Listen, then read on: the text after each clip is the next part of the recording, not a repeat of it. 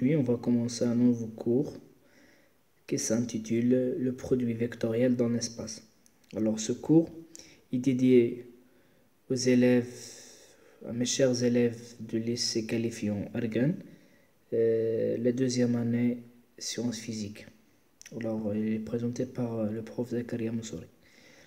Alors, tout d'abord, on va commencer par donner une définition de l'orientation dans l'espace. On va voir c'est quoi un trièdre, c'est quoi le bonhomme d'Ampère, c'est quoi un repère orthonomie directe. Puis on va à une proposition, qui définit c'est quoi un repère orthonomie. Alors pour cela, on va tout d'abord commencer par donner une définition, c'est quoi un trièdre. Alors un trièdre, comme son nom indique, tri c'est-à-dire trois demi-plans. Alors on peut considérer 3 points dans l'espace, X, Y et Z, et un point O quelconque dans l'espace. Ou bien on définit 3 demi-droites, O X, O Y, O Z, ayant même origine O, non coplanaire, c'est-à-dire ils n'appartiennent pas au même plan, qui détermine bien sûr dans cet ordre, X, puis Y, puis Z, un trièdre qu'on note EX, EY, OZ. Alors, comme on a déjà vu dans le R2, dans la dimension 2, alors dans la dimension 3, c'est exactement la même chose. Une petite modification, une petite chose qui s'ajoute, c'est on ajoute la hauteur, on ajoute ce qu'on appelle le cote. Alors, OX, OY, OZ sont appelés les arêtes du trièdre OX, OY, OZ. Alors, on peut ajouter que le X, il s'appelle l'abscisse, donc on le connaît tous, l'abscisse. Alors, Y, il s'appelle l'ordonnée, puis Z, il s'appelle le cote. Alors, bien la hauteur. La deuxième partie de ce paragraphe, on va voir c'est quoi le bonhomme d'Ampère, c'est quoi un repère orienté dans l'espace ou bien un repère orthonomie directe. Alors l'espace toujours est rapporté à un repère orthonomie directe, OIJK. On pose I c'est le vecteur directeur de l'axe des abscisses OI, J le vecteur directeur de l'axe des ordonnées OJ, puis K c'est le vecteur directeur de l'axe des hauteurs ou bien l'axe des côtes OK. C'est quoi le bonhomme d'Ampère? C'est un nombre fictif, imaginaire qu'on peut toujours imaginer, du trièdre OI, OJ, OK. Il est porté sur l'axe OK, l'axe de hauteur. Ses pieds, l'axe des côtes, ses pieds sont à l'origine O. Alors ses pieds, il les pose sur l'origine O. Il est porté par l'axe OK. Et il regarde la droite ou bien l'axe des abscisses, l'axe OI. Alors, comme on peut voir sur la première figure, on voit bien que le bonhomme d'Ampère est un nombre, il est porté sur OK, ses pieds sont sur O, et il regarde OI et le vecteur OJ de sa gauche pour dire que le repère est orthonomie directe. Alors on va voir c'est quoi la différence entre l'indirect et le repère orthonomie directe. Alors pour cela, on va donner une définition, c'est quoi? Alors le repère OIJK est un repère direct. C'est le bonhomme d'Ampère traversé par OK, bien sûr, des pieds à la tête, pas inversement, des pieds à la tête. Alors le sens est positif. Regardons OI à le vecteur OJ à sa gauche. Alors la seule différence qu'il y a entre le repère direct et le repère indirect, c'est quoi? C'est le bonhomme d'Ampère.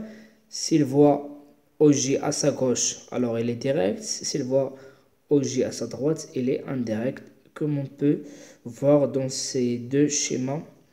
Alors le premier OIJK est direct parce que le bonhomme d'Ampère a le vecteur OJ de sa gauche, mais dans la deuxième figure, non, on constate que le vecteur OJ est de la droite de ce bonhomme d'ampères.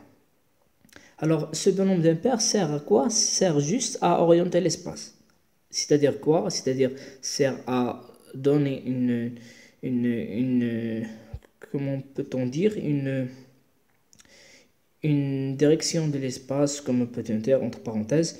Alors, est-ce qu'elle est directe ou pas? Alors, la direction, s'il est direct, alors le OJ est de sa gauche, et s'il est indirect, le OJ est de sa droite. Alors, on dit que l'espace E est orienté positivement. C'est-à-dire quoi positivement? C'est illuminé d'un repère direct. Alors, comme on peut faire une petite analogie avec la trigonométrie, c'est quoi le sens direct? C'est le sens positif. C'est la même chose ici. Alors, la première proposition qu'on va voir dans cette leçon, dans ce chapitre, on dit que le repère OIJK est orthonormé direct. Alors, les repères OJKI ou bien OKIJ sont directs. Alors, on peut expliquer ça. On va garder le même ordre. On a quoi? On a I, puis J, puis K. Alors, si on commence par I, J suit I et K suit J. Alors, la même chose, si on commence par J, puis K, puis I. Ici, on commence aussi par K, puis I, puis J. Alors, on peut dire que dans cet ordre, le repère est orthonormé direct. Dans un autre ordre qui n'est pas l'un de ces trois, on dit que le repère n'est pas du tout direct. Alors, c'est la seule différence qu'il y a entre les trois repères directs et les autres repères qui ne sont pas directs. Alors, le repère OIKJ et OKJI sont indirects. Alors, aussi le repère O-IJK ou bien OI-JK ou bien OIJ-K sont aussi indirects. Alors, c'est l'objet de la première partie de cette leçon et on passe tout directement à la deuxième partie qu'on va voir dans un instant. Merci. Alors, on va passer à la deuxième, au deuxième paragraphe plutôt, la définition vectorielle des produits scalaires. Alors, pour cela, on doit considérer deux vecteurs dans l'espace, U, le vecteur U, le vecteur V, deux vecteurs dans l'espace. Le produit vectoriel des vecteurs U, V dans cet ordre. Alors, la première des choses qu'on va retenir dans l'espace vectoriel, c'est l'ordre. On va garder le même ordre. Alors, le vecteur noté par W égale à U vectoriel V. Alors, le petit chapeau là, c'est le signe de vectoriel. Alors, on va faire une petite comparaison. On va faire une petite comparaison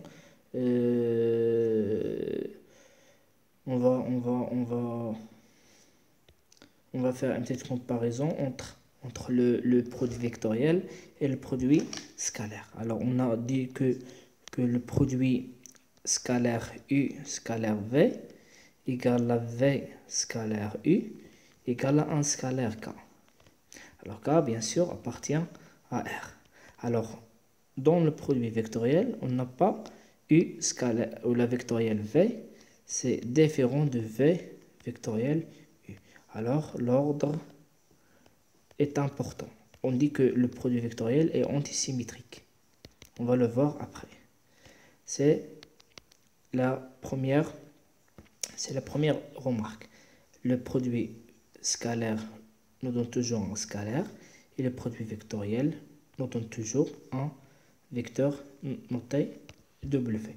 Alors, on peut, dans un plan, considérer U et un vecteur V.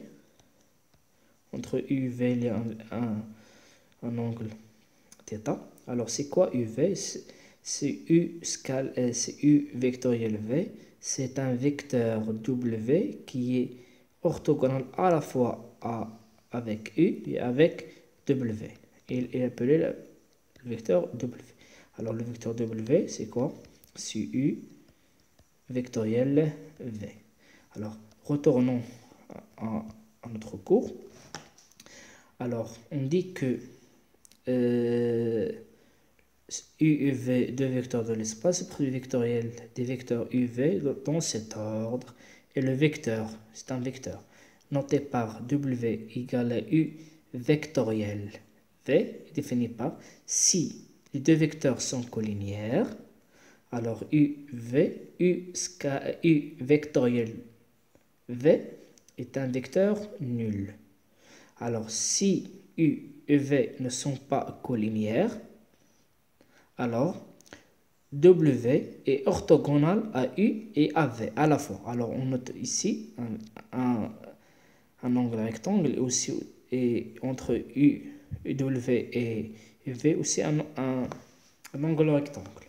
La base, on a déjà vu la base dans le chapitre du produit scalaire. Alors la base U, V, W est directe. C'est-à-dire quoi direct? C'est, on a déjà vu, direct dans la définition du bonhomme d'ampère.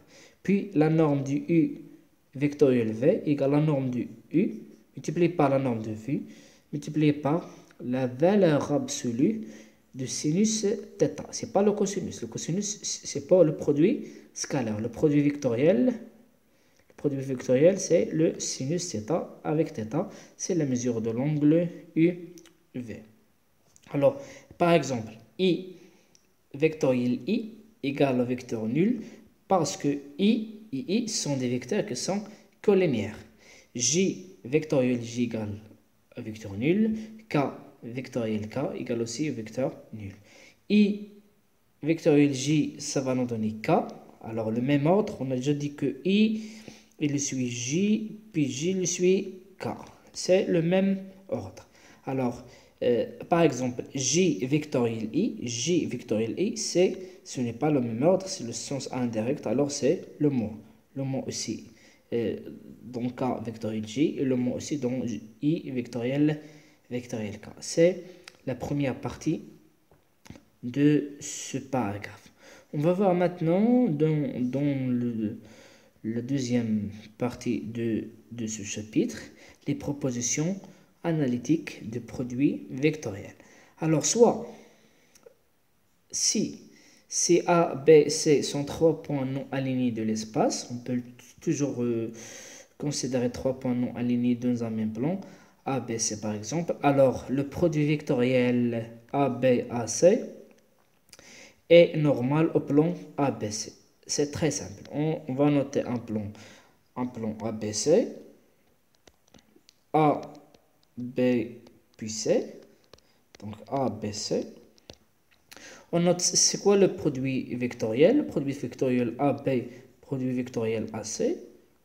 Alors le produit vectoriel AB, AC, c'est un autre vecteur noté AB, AC qui est à la fois perpendiculaire à AB, perpendiculaire à AC. Alors ce vecteur-là, bien sûr, est un vecteur normal au plan parce qu'il est perpendiculaire à tous les vecteurs qui appartiennent à ce plan. Alors, la deuxième proposition, l'aire, bien la surface d'un parallélogramme, ABAC est quoi? Et S égale la norme de produit vectoriel ABAC. À partir de cette surface-là, on peut déduire la surface d'un triangle. Un triangle, c'est un demi-parallélogramme. Deux triangles, ça va nous donner un parallélogramme. Alors, la surface d'un parallélogramme, c'est quoi? C'est la norme de ABAC. Et l'aire d'un triangle ABC est quoi? Et 1/2 fois la norme AB vectoriel AC. C'est-à-dire 1/2 la norme de ABAC. C'est quoi ABAC? C'est la surface du parallélogramme. On passe maintenant à voir la troisième propriété, ou bien proposition. Troisième proposition, soit U et V des vecteurs de l'espace. On dit que U et V sont collinéaires si leur produit vectoriel est nul. Alors, on revient voir l'exemple qu'on a déjà fait ici. On constate que I sont des vecteurs collinéaires. Alors, leur produit scalaire, c'est toujours égal au vecteur nul. Alors, deux vecteurs collinéaires, le produit vectoriel égale toujours égale toujours au vecteur nul. Les points A, B, C sont alignés si le produit vectoriel, dans un vecteur nul. C'est très facile à démontrer car les deux vecteurs A, B et A, C sont des vecteurs qui sont linéaires. Alors A, B, C ne sont pas alignés, c'est-à-dire les deux vecteurs A, B, A, C ne sont pas collinéaires. Les propriétés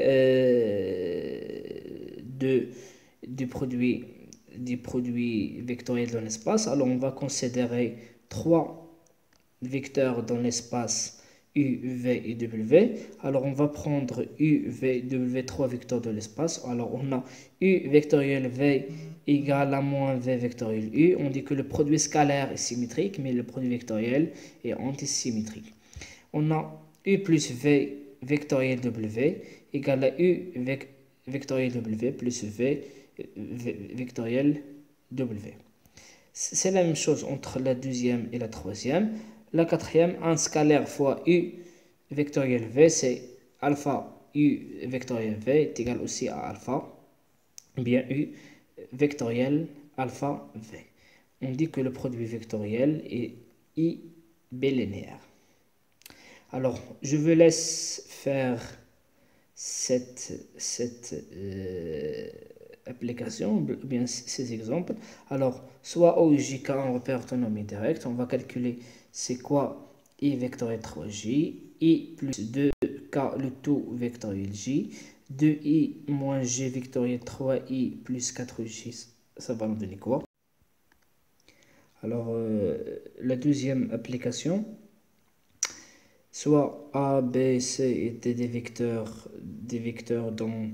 dans l'espace, tels que A vectoriel B égale C vectoriel T et A vectoriel C égale à B vectoriel D, montrons que A moins D et B moins C sont collinéaires. Et Allah, très bon courage.